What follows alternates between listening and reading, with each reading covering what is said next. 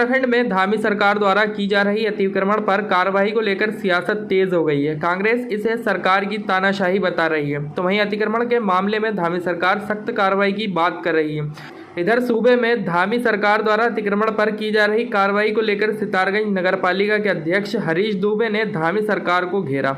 उन्होंने प्रदेश सरकार पर तानाशाही का आरोप लगाते हुए कहा कि सरकार गरीबों को उजाड़ने का काम कर रही है, जो निंदनीय है। आपको बता दें कि अपने आवास पर आयोजित प्रेस वार्ता में सितारगंज नगरपालिका के अध्यक्ष हरीश दुबे ने प्रदेश की धामी सरकार को घेरते हुए कहा कि सरकार 40 से 50 वर्षों से निवास कर रहे गरीब मजदूर परिवार को उजाड़ने का काम कर रही है, जो कि न्याय संगत है। उन्होंने कहा कि गरीब परिवारों ने मेहनत मजदूरी कर अपना पेट काटकर अपने बच्चों के रहने के लिए छत का इंतजाम किया, लेकिन आज सरकार द्वारा उन्हीं लोगों को उजाड़ने का काम किया जा रहा है, जो निंदनीय है। कहते हैं कि भाई सरकारी भूमि पर अतिक्रमण हो गया। हम ये कह रहे हैं जो पिछली भी सरकारें होंगी, सरकार तो रही होंगी, वो भी जनता से बनी होंगी, तो उस समय जब ये निर्माणाधीन हुआ होगा, लोग वहाँ बैठे होंगे, बसे होंगे, तब भी गाड़ियाँ भी चलती होंगी, बसें भी चलती होंगी, यातायात व्यवस्था भी बनी रही होगी, सब व्यवस्था होंगी।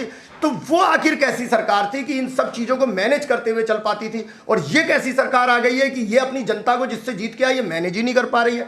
सिवाय उजाड़ने के इनको कुछ दिखाई नहीं दे रहा है। चाहे आप मज़ारों की बात कर लें, चाहे आप मंदिरों की बात कर लें, चाहे आप खोखेपड़ की बात कर लें, चाहे आप लोगों की दुकानों की बात कर लें, चाहे आप लोगों के घरों की बात कर लें, चाहे झाल के दलितों की बात कर लें, ये समझ में ही नहीं आ रहा कि देखिए इस सरकार का कोई काम नहीं है। मुझे तो ऐसा लगने लगा है कि इस सरकार का कोई काम नहीं है, सिर्फ उजाड़ने का काम कर रही है। और किस तरीके से क्या सोच रही है ये सरकार कि हम लोगों को उजाड़ कर किस तरीके से ये वोट लेना चाहती है, मेरी ये बात समझ से बिल्कुल परे। अब लाल कुआं क्या, मैं अपने सितारगंज की बात बता रहा हूँ। मैं ही बहुत ज़्यादा जब से चुनाव जीत कर आया हूँ, सिवाय मैंने तोड़ फोड़ के यहाँ पर कुछ नहीं देखा। पहले मेरी खटीमा रोड तोड़ी गई, फिर मेरी जेल कैंप रोड तोड़ी गई, फिर मेरी मीना बाजार तोड़ दी गई, फिर उसके बाद किनारे किनारे की बस्तियों में अब ये नोटिस जा रहे हैं कि झाल है, हमारे दलित, हमारे जो वाल्मीकि बंधु हैं, वाल्मीकि भाई हैं, उनकी झाल उजाड़ी जा रही है, लोगों को घरों से उजाड़ा जा रहा है। फिर जंगलातों की तरफ ये बढ़ना चालू हो गए, जंगल की तरफ जा रहे हैं। भाई वीरेंद्र नगर गोठा जैसा ये लगा लीजिए लंबे समय से, भाई मेरा तो जन्म हुआ है, मैं तो तब से देख रहा हूँ भाई। तो आखिर मैं ये पूछना चाहता हूँ सरकार से कि ये सारे लोग जो आप उजाड़ के पूरे हमारे देश को बहुत अच्छा और सुंदर बनाना चाह रहे हैं, तो बहुत अच्छी बात है। अच्छा और सुंदर हर कोई चाहेगा उसका देश सुंदर हो, लेकिन ये और बता दें कि ये इतने लोगों को ये जो उजाड़ रहे हैं हजारों की संख्या में, ये जाएंगे कहाँ, इन्हें बैठाएंगे कहाँ, इनको ले जाकर कहाँ रखेंगे? भाई सरकार की ज़मीन सरकारी अगर है तो सरकार तो हमने ही बनाई है, जनता ने बनाई है, तो भाई हम कहाँ बैठेंगे, पता तो लगे हमें। ये भी सरकार को अब लगे हाथ स्पष्ट कर देना चाहिए।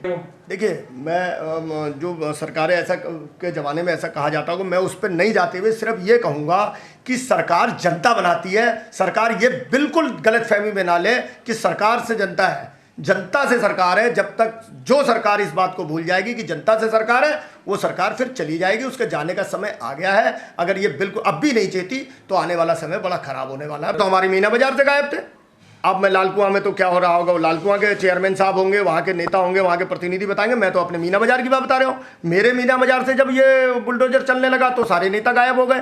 चलिए उसके बाद वहाँ पे समय मिला, लोग एक दो प्रतिनिधि आए, व्यापार मंडल के पूर्व के प्रतिनिधि जो मेरे खिलाफ चुनाव लड़े थे, संजय गोयल जी, वो भी आए, और भी लोग आए, कुछ लोग आए और उन्होंने समय दिलाया, इसके लिए उनको धन्यवाद है।